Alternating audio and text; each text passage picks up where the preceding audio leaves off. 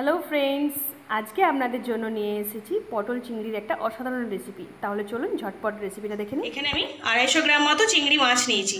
চিংড়ি মাছগুলো আমি নুন হলুদ মাখিয়ে রাখবো। হাফ টিস্পুন হলুদ, হাফ টিস্পুন নুন। চিংড়ি মাছগুলো ভালো করে মাখিয়ে নেব। মাখানো হয়ে গেছে, এবারে আমি 10 মিনিট ম্যারিনেটের জন্য রেখে দেবো। তেলটা আমাদের গরম হয়ে গেছে, এবারে আমি চিংড়ি মাছগুলো দিয়ে দেবো। এবারে চিংড়িগুলো এবারে উল্টে দেবো। চিংড়ি মাছগুলো আমাদের সোনালি করে ভাজা হয়ে গেছে, এবার আমি তুলে নেব। এবার আমি কড়াইয়ে 1 কাপ মতো তেল গরম করতে দিয়েছি। তেল আমাদের গরম হয়ে গেছে, এবার আমি পটলগুলো ভেজে তুলে নেব। আমি আলুটা আমাদের ভাজা হয়ে গেছে, এবার আমি আলুটা তুলে নেব। এবার আমি কড়াইয়ে 1/2 কাপ মতো আবার তেল দিয়েছি, ঠিক আছে। 2টো এলাচ, 2টো দারচিনি, 1টা লবঙ্গ, ফোড়নটা দিয়ে দিলাম। 1 টিস্পুন আদা বাটা, 1 টিস্পুন রসুন বাটা, ঠিক আছে। এই পেস্টটা আমি এবারে দিয়ে দিলাম। এটা আমাদের ভাজা হয়ে গেছে, এবার আমি পেঁয়াজ বাটাটা দিয়ে দেবো। পেঁয়াজ বাটাটা আমার 1/2 কাপ মতো আছে। পেঁয়াজটা আমাদের ভাজা হয়ে গেছে, এবারে আমি টমেটো পেস্টটা দিয়ে দেবো। একটা টমেটো পেস্ট করে রেখেছি, একটু কষিয়ে নেব। ভালো করে মশলাটা কষানো হয়ে গেছে পেস্টটা।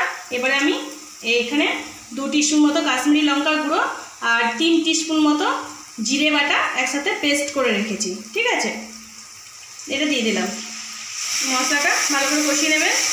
এবারে 1/2 টিস্পুন মতো হলুদ গুঁড়ো, 1/2 টিস্পুন মতো চিনি, 1/2 টিস্পুন মতো নুন। এবারে 2 টিস্পুন মতো কাজু বাদাম বাটা দিয়ে দিলাম। 1 কাপ মতো ফেটানো টক দই ভালো করে কষিয়ে নেবে। এবারে কাঁচা লঙ্কা দুটো দিয়ে দিলাম। এবারে আলুগুলো দিয়ে দেবো, একটু কষিয়ে নেবে।